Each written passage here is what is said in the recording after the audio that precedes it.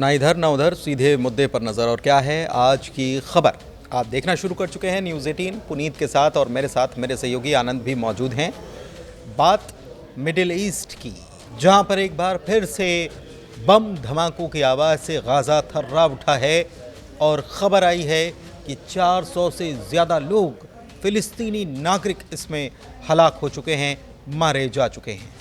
इसके अलावा 100 से ज़्यादा लोग, 150 के आसपास संख्या है जो ज़ख्मी हैं। हालांकि ये आंकड़ा पल पल बढ़ता ही चला जा रहा है। हमला किया इजराइल ने, लेकिन शांति की बात चल रही थी, सीज़ फायर था। इजराइल ने अचानक से हमला क्यों कर दिया, क्या कुछ घटनाक्रम हो रहा है, यमन से लेकर गाज़ा तक की बात करने वाले हैं। आनंद से समझते हैं। आनंद। बिल्कुल, देखिए हमास की बात हो रही है तो हम व्यूवर से पूछना चाहते हैं, आज के जो सवाल है व्यूवर्स के लिए, कि हमास का पहला चीफ कौन था। तो इस सवाल का जवाब आप दीजिए कमेंट्स बॉक्स में। और जो आज की खबर है, ये खबर सीज़ फायर से जुड़ा हुआ है। दरअसल 19 जनवरी को सीज़ फायर हुआ था मिडिल ईस्ट के, मतलब हमास और इजराइल के बीच में।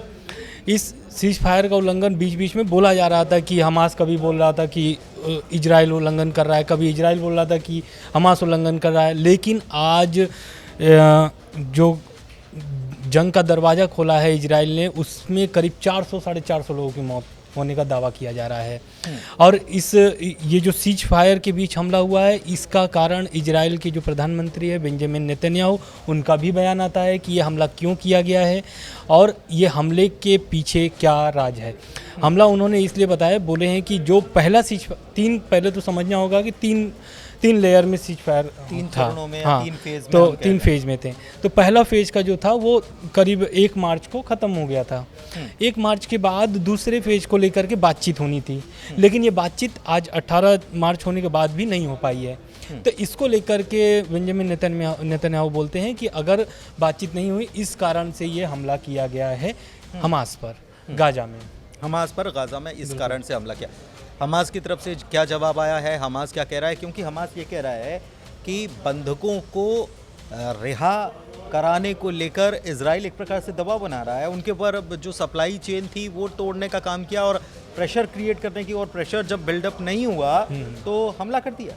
बिल्कुल, देखिए हमास का भी इस पर प्रतिक्रिया आया है। उसने बोला है कि इजराइल की तरफ से जो हमला किया जा रहा है ये बिल्कुल गलत है और ये सीज फायर का उल्लंघन है।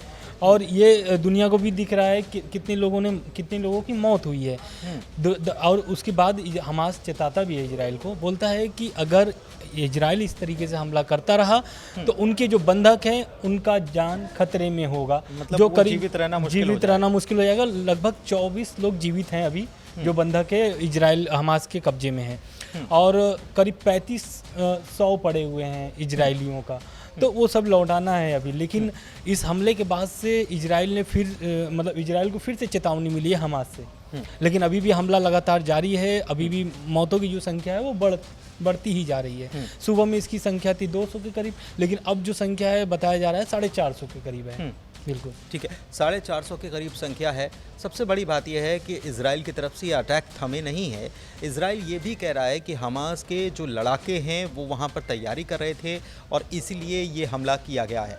इसके अलावा इजराइल ने वहाँ के लोगों को, पूर्वी गाज़ा के इलाके को खाली करने, खान यूनुस जो शरणार्थी कैंप है वहाँ पर अटैक किया और खाली करने के लिए कह दिया लोगों को। बिल्कुल, ये तो इजराइल का क्या है कि जब भी हमला करता है तो उसके पहले लोगों को चेताता है जिस इलाके में वो हमला करने वाला है। उससे ये मतलब दर्शाता है इजराइल ये कि जो उसमें फिलिस्तीनी लोग हैं, क्योंकि उसका मारने का जो टारगेट है वो सिर्फ हमास के लोगों को मारने का टारगेट है। ऐसा नहीं है कि फिलिस्तीनियों पे, मतलब लेकिन अंतर्राष्ट्रीय स्तर पर ये दिखाया जाए। इजराइल एक प्रकार से ये दिखाने की कोशिश करता है अंतर्राष्ट्रीय स्तर पर कि आम लोगों के हम हत्यारे नहीं हैं, जबकि आम लोग इसमें मारे जा रहे हैं। लगभग करीब हमें लगता है कि ऐसा आंकड़ा जो सामने पेश हुआ है, करीब 45,000 लोगों की मौत हुई है फिलिस्तीन में, सिर्फ मतलब गाज़ा में। इसके अलावा एक चीज़ और मैं आपसे समझना चाह रहा हूँ कि हाल ही में एक तरफ यमन पर अमेरिका की तरफ से अटैक होता है और दूसरी तरफ 3 दिन के बाद ही ये अटैक किया जाता है इजराइल की तरफ से। इसके बीच में कोई लिंक है, कोई जुड़ाव दिखते हैं? बिल्कुल, देखिए उस दिन भी मैंने बताया था कि जो हूती विद्रोहियों ने जो हमला किया था अमेरिका के जहाज़ पर, तो वो जो रेड सी है ना, उसके द्वारा ही, उसके माध्यम के ही, उसी रास्ते से ही इजराइल के पास सामान सब जाते हैं, जो भी खाने पीने का या फिर व्यापार से संबंधित जो भी सामान होते हैं उसी सीप से जाते हैं। अमेरिका या फिर और भी अन्य देश जो हैं वो उसी के रास्ते से होकर के जाते हैं। तो इसको रोकने के लिए हमला करते हैं हूती विद्रोहियों जहाज पर कि इजराइल के पास जो रसद या हाँ जो भी सामान है उसके पास उसको तोड़ दिया जाए और उसके पास जो खाने पीने की सामान है वो कम मात्रा में पहुँचे। तो अब अमेरिका क्या है कि इजराइल के पक्ष में बात करता है, चाहे यूएन में हुआ चाहे फिर ऐसे ट्रम्प को बयान देना होगा तो भी पक्ष में रखते हैं, खुल करके समर्थन करते हैं इजराइल का। तो अब हूती क्या करते हैं, हूती भी पहले तो समझना होगा, ईरान जो है 3 संगठनों को सहयोग करता है, मतलब कथित रूप से। हाँ, हिजबुल्लाह हो गया, हमास हो गया और हूती हो गया। अब हूती क्या करते हैं, हूती जो हमला करते हैं वो जहाज पर हमला इसलिए करते हैं कि उनके पास सामान ना पहुंचे, सप्लाई चेन तोड़ देते हैं। और हिजबुल्लाह और हमास जो है वो इजराइल की धरती पे हमला करते हैं। तो मतलब दोनों तरफ से उनको तोड़ा जाता है इजराइल को, और इसका सहयोग जो होता है वो ईरान से मिलता है। ऐसा अमेरिका भी कई बार आरोप लगा चुका है ईरान पर। एक प्रकार से देखिए 2-3 चीज़ें एक साथ हैं। ट्रंप जो हैं वो ईरान के ऊपर दबाव बनाने की लगातार कोशिश कर रहे हैं। खबरें तो यहाँ तक आ रही हैं कि ईरान ने परमाणु संपन्न ईरान हो चुका है। हालांकि इसकी पुष्टि कहीं से हुई नहीं है, लेकिन ट्रंप ये चाहते हैं कि ईरान उनके साथ डील पर साइन कर ले, वही डील जो कि ट्रंप ने फालतू कहकर तोड़ दी थी, और फिर बाद में उसी डील को लेकर ट्रंप जो हैं वो फिर से सामने आए हैं और कह रहे हैं कि हम प्रतिबंध लगाएंगे ईरान पर और ईरान को हर हाल में उसको साइन करना होगा, समझौता ईरान को हर हाल में करना होगा। एक तो ये बात है। दूसरी बात कि जिस तरीके से ये अटैक किया गया है, ये तो सीज़फायर का सीधे सीधे साफ तौर पर उल्लंघन कहा जा रहा है। बिल्कुल। क्यों डील नहीं बढ़ पाई? बीते दिनों में क्या कुछ देखने को मिला? दरअसल देखिए, जब इसके पहले भी आप देखे होंगे, एक शनिवार के जो रिहाई करना था हमास को, हर शनिवार को करते हैं, लेकिन बीच में एक ऐसा शनिवार पड़ा था जिसमें ट्रंप को खुद आकर के बोलना पड़ा था कि अगर हमास सभी बंधकों को रिहा नहीं करता है तो हमास के लिए वो बुरा दिन होगा, अगले दिन बुरा दिन होगा। लेकिन ऐसा नहीं करता है हमास। फिर बाद में प्रतिक्रिया देता है, ट्रंप के बयान पर पलटवार करता है, बोलता है कि मैं जैसे करता आया हूँ वैसे ही करता रहूँगा, और वैसे ही करता चला भी गया। लेकिन ये जो 1 मार्च के बाद जो सेकेंड फेज़ का जो बातचीत थी सीज़फायर को लेकर के, वो अभी तक नहीं बातचीत भी शुरू नहीं हुई, ऊपर से अटैक भी शुरू। बिल्कुल, अटैक शुरू हो गया। तो नेतन्याहू का यही कहना है कि जब बातचीत शुरू नहीं होगा तो लोग हमारे, और दूसरा उनका आरोप भी था, रक्षा मंत्री जो हैं इजराइल के, उनका हाँ, उन्होंने कहा है कि इजराइल हमास बात नहीं कर रहा है, दूसरी तरफ उनको खुफिया ऐसा कोई जानकारी मिल रहा है कि इजराइल के खिलाफ कुछ ऐसा षड्यंत्र रचा जा रहा है जिससे इजराइल को बहुत ज़्यादा ही नुकसान पहुंचने वाला है। इस कारण से ये हमला किया गया। इजराइल ने अपने 2-3 पक्ष रखे हुए हैं। पहला पक्ष तो रखा कि बातचीत नहीं हो रहा है, दूसरा पक्ष रखा कि जितने ये खुफिया एजेंसियों के द्वारा उनको ऐसा जानकारी मिल रहा है कि आतंकवादी गतिविधि बढ़ रही है इजराइल में और इजरायलियों के लिए कहीं ना कहीं घातक साबित होगा। तीसरा उन्होंने पक्ष रखा कि अगर जब सेकेंड फेज की बातचीत नहीं हो रही तो ये सीधे सीधे उल्लंघन है सीज़फायर का, तो जब हमास उल्लंघन कर रहा है तो उन्हें उल्लंघन करने में क्या तकलीफ होगी, ऐसा इजराइल के रक्षा मंत्री का कहना है। ठीक है, लेकिन इसमें एक चीज़ और है, वो मैं आपसे समझना इसलिए चाह रहा हूँ क्योंकि इजराइल नाराज़ हो गया था बीच में यूएस से, क्योंकि यूएस ने सीधे हमास से, और ये पहली दफ़ा है, देखिए पहली दफ़ा है क्योंकि यूएस की तरफ से ही हमास को आतंकवादी संगठन घोषित कर दिया गया, और उसके बावजूद यूएस ने पहली बार शायद किसी आतंकी संगठन जो उसने खुद घोषित किया है उस संगठन से ट्रंप खुद बातचीत करवा रहे थे अपने प्रतिनिधि के द्वारा, और इससे इजराइल नाराज़ था। बिल्कुल, ये पहली बार ऐसा हुआ था कि अमेरिका किसी ऐसे आतंकवादी जो घोषित किया गया है उससे संपर्क सीधे साध रहा है, और वो किसके लिए, इजराइल के लिए। हमास से डायरेक्ट बातचीत हो रही थी, लेकिन बातचीत के पहले ट्रंप ने इजराइल से बात की थी, नेतन्याहू से बात की थी कि भाई हम जा रहे हैं हमास से बात करने, और हमास से बात करके मैं आगे जो भी जो 3 फेज़ की जो बात है उन तीनों फेज़ पर बातचीत होगी। लेकिन ऐसा कुछ भी अमेरिका के साथ नहीं हुआ।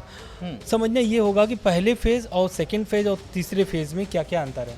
पहले फेज़ में पहले तो सीज़फायर का ही यही मतलब था कि युद्ध को रोकना है, दूसरा जो कैदी हैं वो आपस में अदला बदली करेंगे, हमास और इजराइल।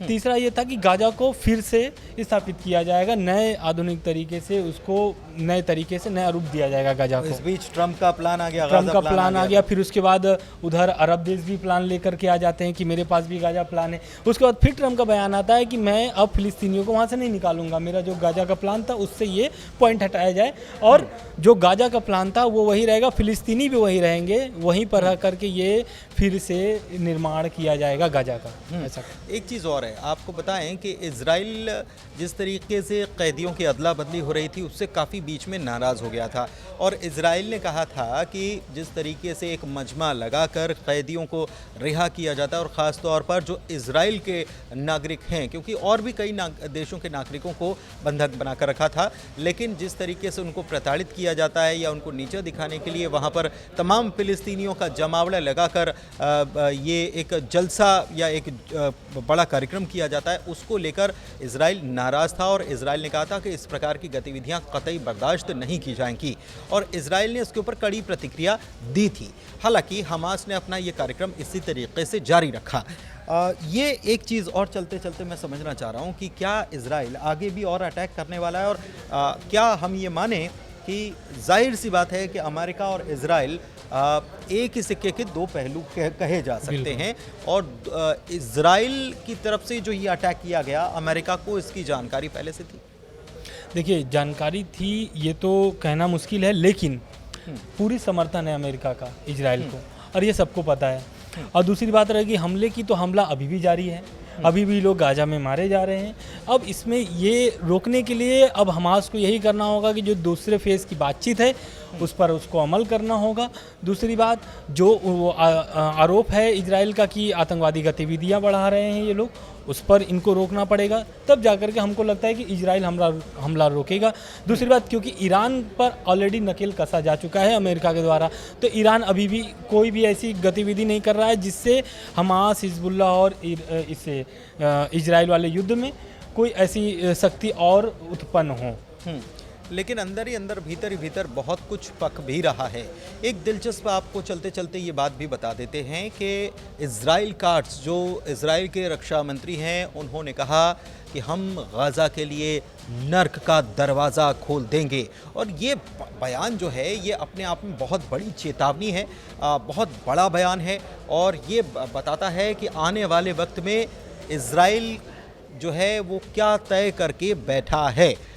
अब जाहिर तौर पर ये तीन चरणों की जो बातचीत या समझौता था वो तो ख़त्म या रद्द हो चुका है, ये तोड़ा जा चुका है और इसमें हमास की तरफ से तो यही कहा जा रहा है कि बातचीत के बजाय ये समझौता है, ये तोड़ने का काम इजराइल ने किया है। लेकिन दिलचस्प ये भी है कि जो सब कुछ गाज़ा में हो रहा है, यूएन के प्रतिनिधि वहाँ पर मौजूद हैं, उनकी आंखों के सामने ये सब कुछ चल रहा है। फिलहाल चर्चा में इतना ही। आपको वीडियो कैसा लगा कमेंट करके बताइए और साथ ही हमने सवाल किया था, उस सवाल का जवाब आप ज़रूर दीजिएगा।